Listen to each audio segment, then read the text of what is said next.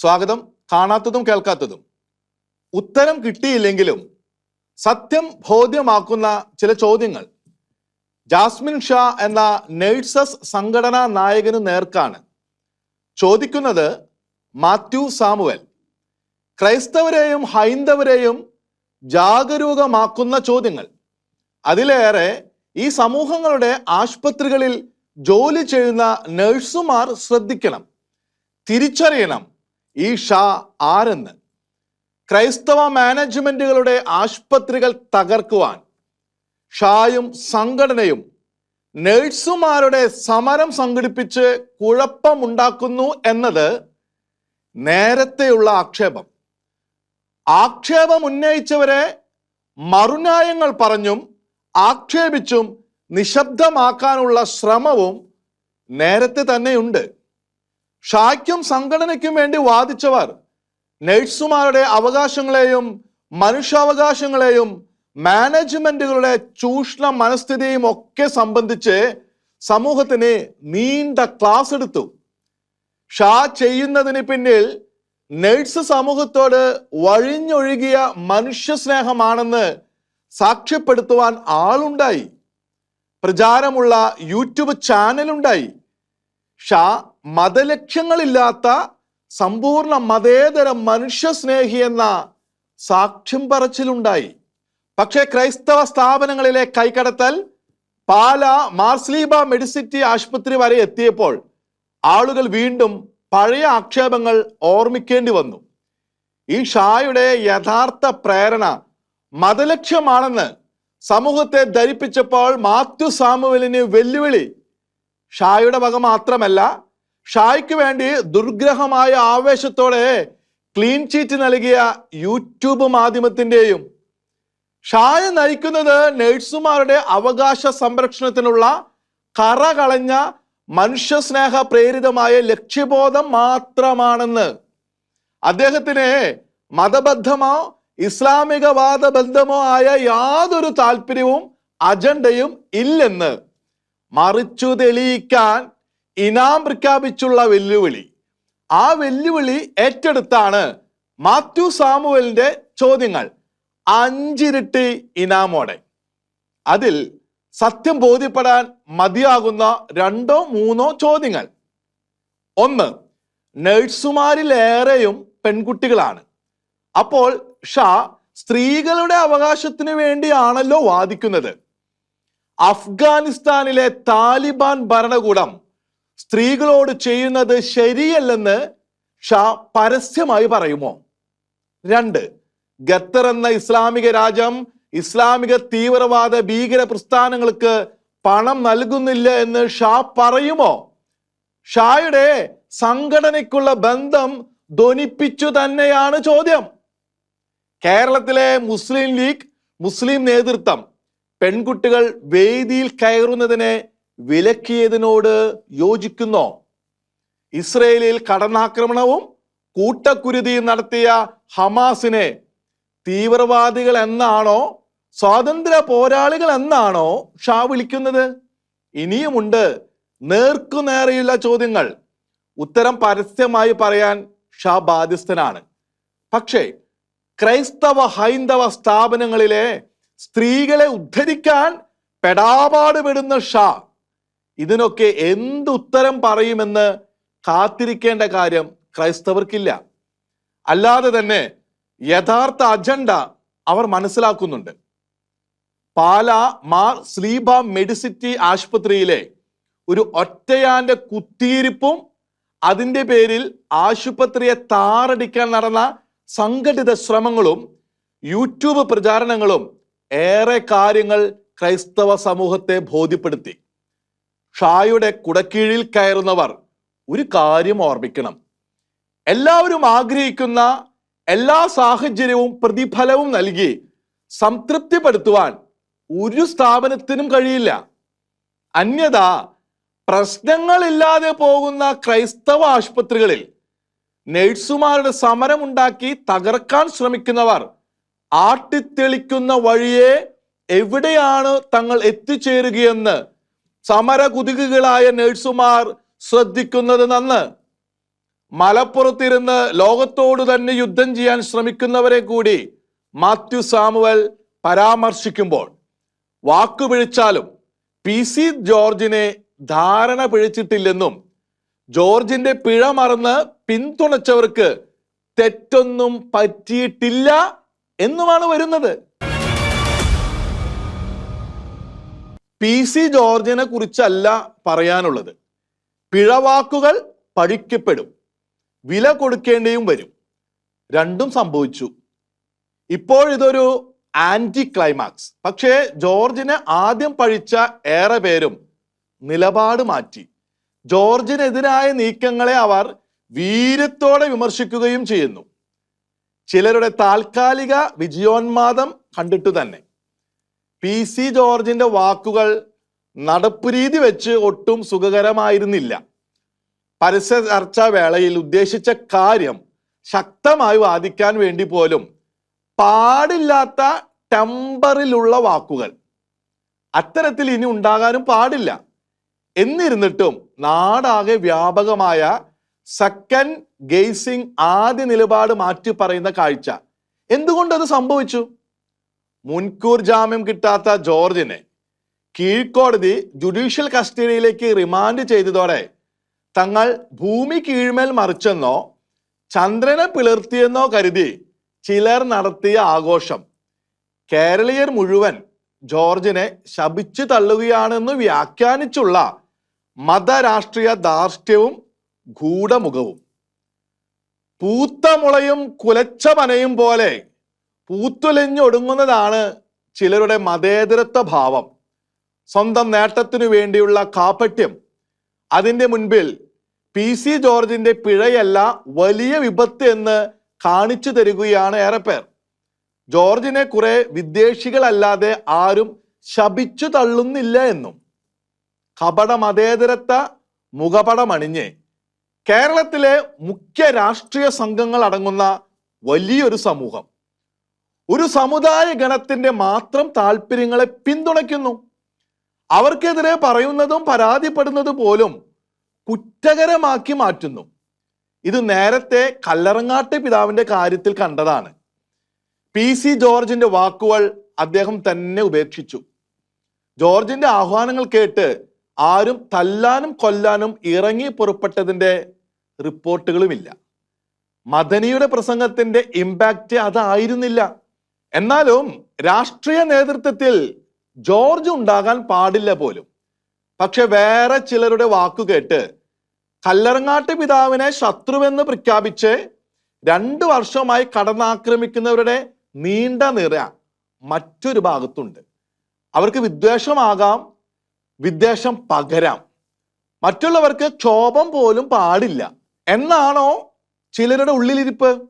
ആണെന്ന് തോന്നിയത് കൊണ്ടാണ് ജോർജിന്റെ പിഴയേക്കാൾ പിഴയിലെ ശരിയാണ് വലുതെന്ന് ഏറെ പേർ ഉറക്കെ പറയുന്നത്. വിദ്വേഷികൾ വളർത്തുന്ന വിപത്ത് മറന്ന് PC ജോർജിന്റെ പിശകിനെ പർവ്വതീകരിക്കുന്നത് വിനാശകരമാണെന്ന് ആദ്യം പഴിച്ചവർക്ക് ഓർമ്മ വന്നു. കുണ്ടിൽ വീണവന്റെ മേലേക്കിടാൻ കല്ലും തടിയുമായി നിന്ന ആൾക്കൂട്ടത്തിനൊപ്പം ചേർന്നത് തങ്ങളുടെ അബദ്ധമെന്ന് അവർ തിരിച്ചറിഞ്ഞു. PC ജോർജിനെ പോലെ ഒരാൾ ഇല്ലെങ്കിൽ തങ്ങളുടെ കാര്യം ആര് പറയുമെന്ന് സാകാരണം സന്ദേഹിക്കുന്നു. ഇപ്പോൾ അവരുടെ ബോധ്യവും വീക്ഷണവും ജോർജിനെ തടവിലാക്കിയതിനൊപ്പമോ തടവിലാക്കിയവർക്കൊപ്പമോ അല്ല. ജോർജിനെതിരായ ചിലരുടെ നീക്കത്തിൽ അവർ ഗൂഢാലോചനയും വേട്ടയാടലും കാണുന്നു. ജോർജിനെ രാഷ്ട്രീയമായി ശൂനീകരിക്കുവാൻ ചില മാധ്യമങ്ങൾക്ക് പോലുമുള്ള അജണ്ട കാണുന്നു. ഇതൊന്നും ജോർജ് മഹാൻ എന്ന് വരുത്താനല്ല. ചിലരുടെ തനി സ്വരൂപം സ്കാനിങ്ങിൽ എന്ന പോലെ അനേകർ വിശദമായി മനസ്സിലാക്കിയതിന്റെ ഫലം. ചാനൽ ചർച്ചയിൽ ഒരു മുസ്ലിം ലീഗ് പ്രതിനിധിയോട് രാഷ്ട്രീയ ക്ഷോഭത്തോടെ പറഞ്ഞതു മാത്രമല്ല, ജോർജ് നടത്തിയ ക്ഷമാപണവും അവർ കണ്ടതും കേട്ടതുമാണല്ലോ.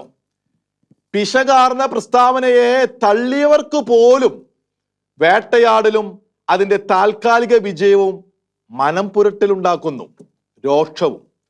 നിയമ പ്രക്രിയയുടെ ആൽഗരിതം പാലിക്കുവാൻ ബാധ്യസ്ഥമായ കോടതിയുടെ വിധിയെഴുത്തിനെ അതിൻ്റെ വഴിക്ക് വിടുക സമൂഹത്തിന്റെ നിലനിൽപ്പിന് അത് അത്യാവശ്യവുമാണ്. പക്ഷേ അതിലപ്പുറം PC ജോർജ് രാഷ്ട്രീയ ശൂന്യമാകണമെന്ന് അഭിപ്രായപ്പെടുന്നതിൻ്റെ ഔചിത്യവും ന്യായവും ആർക്ക് ബോധ്യപ്പെട്ടു?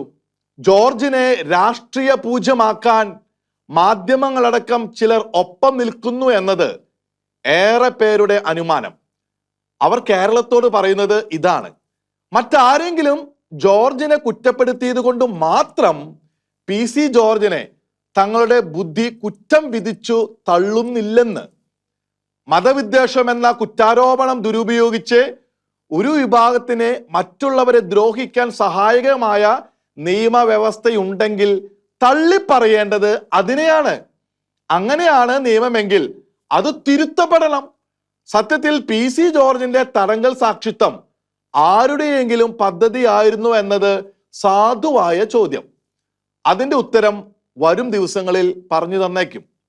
ഒരു കാര്യത്തിൽ സംശയമില്ല, രാഷ്ട്രീയ മൂന്നാം പക്ഷത്തിന്റെ കുതിപ്പിനെ ഇങ്ങനെയൊന്ന് വേണമെന്നത് ചിലരുടെ സങ്കല്പം. ഇത് സാധ്യമാക്കി അവരെ സഹായിച്ചു കൊടുത്തതിൽ ഭരണപക്ഷത്തെ ആരെങ്കിലും ഉണ്ടോ? ഇനി ഒരു വട്ടം കൂടി ഭരണത്തിൽ വരുന്നെങ്കിൽ 100ഉം 90ഉം പേരുടെ പിന്തുണ അത്യാവശ്യമില്ലെന്നും കോൺഗ്രസിനെ തീർക്കാൻ ചിലതൊക്കെ പുതിയ പക്ഷത്തിന് വിട്ടുകൊടുത്താൽ വ്യക്തിപരമായ നേട്ടവും കോൺഗ്രസിന് തകർച്ചയും എന്ന രണ്ട് പക്ഷിയെ ഒരുമിച്ച് കിട്ടുമെന്ന് കരുതുന്നവർ, അവരെ കൂടി ഉപയോഗിച്ച് കാര്യങ്ങൾ ഈ വിധത്തിൽ എത്തിച്ച BJP നേതാക്കൾ ഉണ്ടോ? ഉണ്ടെങ്കിൽ അവരുടെ എല്ലാം ആക്ഷന്റെ ഫലം കേരളം വൈകാതെ കാണും. ജോർജിനെ പൂജ്യമാക്കാൻ നോക്കിയത് നഷ്ടം വരുത്തുന്നെങ്കിൽ അതേറെയും കോൺഗ്രസ് പക്ഷത്തു തന്നെയാകും എന്നതിനെ കുറിച്ച് കോൺഗ്രസിന് ഇപ്പോഴും വല്ല വിചാരവുമുണ്ടോ? രാഷ്ട്രീയ പോരിൽ ശിഖണ്ഡിയാകരുത് എന്ന പാഠം കോൺഗ്രസ് ഓർമ്മിക്കുന്നുണ്ടോ? കോൺഗ്രസ് ശക്തമായി നിലനിൽക്കണമെന്ന് ആഗ്രഹിച്ചവരെ വഞ്ചിച്ചതും വഞ്ചിക്കുന്നതും പാർട്ടിയെ സമുദായ ദാസരാക്കുന്ന കോൺഗ്രസ് നേതാക്കൾ തന്നെയാണ്. മുനമ്പത്ത് പോലും നേരു പറയാൻ ആർജവമില്ലാതെ ക്രൈസ്തവരുടെ വോട്ട് സ്വന്തം ലോക്കറിലുണ്ടെന്ന് ഉറപ്പിക്കുന്നവർ എന്തു ധൈര്യത്തിലാണ് അത് ചെയ്യുന്നത്? സമുദായ പ്രീണനത്തിന് ഒപ്പം നിന്നിട്ട് അതിൽ ചിലർ മുന്നോട്ടായുന്നത് മനസ്സിലാക്കാനുള്ള വകതിരിവും കോൺഗ്രസ് നേതൃത്വത്തിന് ഇല്ലാതെ പോയോ? ആളെയോ ആളുകളെയോ പറഞ്ഞാൽ അത് ആൾ വിമർശനമല്ല, മതവിദ്വേഷം തന്നെയാണ്. മതവിദ്വേഷം മാത്രമാണ് എന്ന മട്ടിൽ വ്യാഖ്യാനിച്ച് മറ്റുള്ളവരെ ദ്രോഹിക്കാൻ അനുവദിക്കുന്ന ഏർപ്പാട് അവസാനിക്കേണ്ടതാണ്, അല്ലെങ്കിൽ അവസാനിപ്പിക്കേണ്ടതാണ്. കത്തോലിക്ക വിശ്വാസികൾക്ക് ഒരു മുന്നറിയിപ്പ്. സമൂഹ മാധ്യമങ്ങളിലെ ക്രൈസ്തവ ഫണ്ടമെന്റലിസ്റ്റ് തള്ളുകളിൽപ്പെട്ട് സ്ഥലജല വിഭ്രാന്തിയോ സത്യാസത്യ വിഭ്രമമോ പിടിപെടാൻ അനുവദിക്കരുത്. ശിശുവായിരിക്കുമ്പോൾ ലഭിച്ച വിലതീരാത്ത ജ്ഞാനസ്നാനം മുതൽ മരണാനന്തര ശുദ്ധീകരണവും വിശുദ്ധരുടെ മാധ്യസ്ഥവും വരെ സർവ്വതിനെയും വിമർശിച്ച് തള്ളുന്നവരാണവർ. അവരുടെ ആക്ഷേപമാണ് കത്തോലിക്കർ ക്രിസ്ത്യാനികളല്ല എന്നത്. അത് പറയുകയോ കമന്റുകളായി രേഖപ്പെടുത്തുകയോ ചെയ്യുന്ന ആരെയും തിരിച്ചറിഞ്ഞുകൊള്ളുക, അവർ തിരുത്തപ്പെടേണ്ട ഫണ്ടമെന്റലിസ്റ്റുകളാണെന്ന്. അതേ സമയം തന്നെ പരിശുദ്ധ ത്രിത്വം, ഈശോ മിശിഹായുടെ മനുഷ്യാവതാര രഹസ്യം എന്നീ സത്യങ്ങളിൽ ഒരുപോലെ വിശ്വസിക്കുന്ന അടുത്ത സഹോദരങ്ങളും.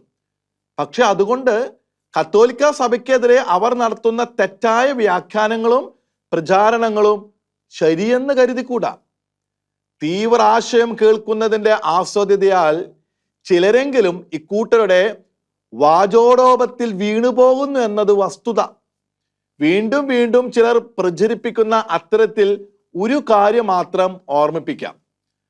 പരിശുദ്ധ കന്യാമറിയത്തിന് കത്തോലിക്ക വിശ്വാസികൾ നൽകുന്ന പ്രത്യേക വണക്കവും സഹരക്ഷക എന്ന വിശേഷണവും വചനവിരുദ്ധമെന്ന് എത്ര വട്ടം എത്ര പേർ വിശദീകരിച്ചാലും പിന്നെയും വിമർശകരെത്തും.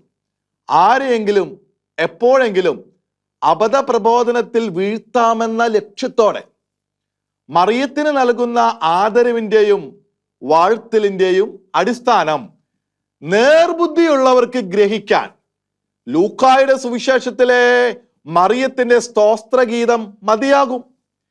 ഇന്നു മുതൽ എല്ലാ തലമുറയും എന്നെ ഭാഗ്യവതി എന്ന് വാഴ്ത്തുമെന്ന് വിശുദ്ധ ഗ്രന്ഥത്തിൽ ഒരിടത്തും മറ്റൊരാളും അവനെ പറ്റി ഇങ്ങനെ പറയുന്നത് വായിക്കാനില്ല. പക്ഷേ 12-14 വയസ്സുള്ള ഒരു കുമാരിയുടെ എളിയ വചനങ്ങൾ ഇങ്ങനെയുണ്ടെങ്കിൽ അത് എല്ലാ തലമുറയും അനുസരിക്കാനുള്ള പരിശുദ്ധാത്മ വചനങ്ങളാണെന്നതിൽ കത്തോലിക്കർ സംശയിക്കുകയേ വേണ്ട.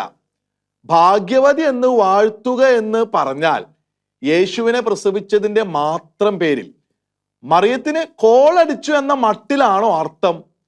ആ അർത്ഥത്തിൽ പറഞ്ഞ സ്ത്രീയെ യേശു തിരുത്തി ദൈവവചനം പാലിച്ചതിൻ്റെ 100% വിശ്വസ്തതയാണ് മറിയത്തിന്റെ യോഗ്യതയെന്ന് മനസ്സിലാക്കി കൊടുത്തത് തിരുവചനത്തിലുണ്ടെന്നത് ഓർക്കുക. ആ നിലയ്ക്ക് മറിയത്തെ പ്രകടമായി വാഴ്ത്തേണ്ടുന്ന എല്ലാ തലമുറയിലെയും ഫണ്ടമെന്റലിസ്റ്റുകൾ കത്തോലിക്ക സഭയോടുള്ള എതിർപ്പ് നിമിത്തം ദൈവവചനത്തോട് മുഖം തിരിച്ച് നിൽക്കുകയാണെന്ന് കത്തോലിക്ക വിശ്വാസികൾ തിരിച്ചറിയണം. മറിയത്തെ സഹരക്ഷക എന്ന് വിശേഷിപ്പിക്കുന്നതിൻ്റെ ന്യായവും ഇത്തരത്തിൽ തന്നെ. യേശുവും മറിയവും കൂടിയാണ് മനുഷ്യകുലത്തെ രക്ഷിച്ചതെന്നോ രക്ഷാകർമ്മത്തിൽ പാതി മറിയത്തിന്റെ വകയാണെന്നോ അല്ല വിവക്ഷിതം. ശങ്കയും പിൻവിളിയും തടസ്സപ്പെടുത്തലും ഇല്ലാതെ കാൽവരിയിലെ രക്ഷാകർമ്മം നിർവഹിക്കുവാൻ യേശുവിൻ്റെ ഒപ്പം നിന്ന മറിയം തൻ്റെതായ നിലയിൽ സ്വയം ബലിയായി. അത് മനസ്സിലാക്കണമെങ്കിൽ നിന്റെ ഹൃദയത്തിലൂടെ ഒരു വാൾ കടക്കും എന്ന ശിമയോൻ ദീർഘദർശിയുടെ വാക്കുകൾ ഓർമ്മിക്കണം. യേശുവിൻ്റെ പച്ചയായ ശരീരത്തിലൂടെ ആണികളും ചമ്മട്ടിക്കുരുക്കുകളും തുളച്ചു കയറിയപ്പോൾ മറിയം പച്ചയായ ഹൃദയത്തിലൂടെ വാൾ തുളച്ചു കയറുന്നതിന് സമാനമായ വേദന അനുഭവിച്ചു. പരാതിയില്ലാതെ, യേശുവിൻ്റെതല്ലാത്ത യാതൊരു മനോഭാവവുമില്ലാതെ, ലൗകികമായ യാതൊരു ആശ്വാസവും തേടാതെ യേശുവിൻ്റെ രക്ഷാകർമ്മത്തിന് ശേഷം ലഭിച്ച ഫലത്താൽ അപ്പസ്തോലന്മാർ നേരിട്ട രക്തസാക്ഷിത്വം പോലെയല്ല ഇത്. യേശുവിൻ്റെ രക്ഷാകർമ്മത്തിനു വേണ്ടി അവിടുത്തേക്കൊപ്പം നിന്ന് അനുഭവിച്ച പീഡയാണത്. അത് വിശുദ്ധ ഗ്രന്ഥം രേഖപ്പെടുത്തിയ കാര്യം. മനുഷ്യ മക്കളെ സദാ യേശുവിലേക്ക് നയിക്കുന്നു എന്നതിലാണ് രക്ഷാകര കർമ്മത്തിൽ പരിശുദ്ധ അമ്മ വഹിച്ച പങ്കിനെ ഇന്ന് അനുഭവ തലത്തിൽ ഗ്രഹിക്കാൻ കഴിയുന്നത്. വിശദീകരണങ്ങൾക്ക് കുറവില്ല. എന്നാൽ യേശുവിൻ്റെ ക്രൂശീകരണ പീഡകൾക്കൊപ്പം നിന്ന് ഹൃദയത്തിൽ വാൾത്തലയേറ്റ മറിയത്തിന്റെ കർമ്മം തിരുവചനത്തിൽ നിന്ന് തന്നെ ഗ്രഹിക്കാനുള്ളപ്പോൾ സഹരക്ഷക എന്ന വിശേഷണം വചനവിരുദ്ധമല്ല. അത് മറിയം തൻ്റെ രക്തത്താലും പീഡാനുഭവത്താലും മനുഷ്യകുലത്തെ രക്ഷിക്കാൻ കഴിയുന്നവൾ ആണെന്ന അർത്ഥത്തിലല്ല. അതിനെല്ലാം പ്രാപ്തനായവന്റെ പീഡാസഹനത്തിൽ തൻ്റെ നിലയ്ക്ക് ഒപ്പം പങ്കാളിയായി നിന്നു. ആ യോഗ്യതയാൽ മറ്റു മനുഷ്യ മക്കളെ യേശുവിലേക്ക് അടുപ്പിക്കുവാൻ സദാ യത്നിക്കുന്നു എന്ന അർത്ഥത്തിലാണ്. ആ യോഗ്യത യേശുനാഥൻ അംഗീകരിച്ചതും അനുവദിച്ചതുമാണ്. അതുകൊണ്ടാണ് കത്തോലിക്ക തിരുസഭ അത് ഏറ്റുപറയുന്നത്. വിശ്വാസ ജീവിതത്തിനും രക്ഷയ്ക്കും വിശുദ്ധ ഗ്രന്ഥം മാത്രം മതിയെന്നും വിശുദ്ധ ഗ്രന്ഥം വ്യാഖ്യാനിക്കുവാൻ സഭയുടെ ആവശ്യമില്ലെന്നുമൊക്കെ പ്രഖ്യാപിച്ചവരാണ് ഫണ്ടമെന്റലിസ്റ്റുകൾ.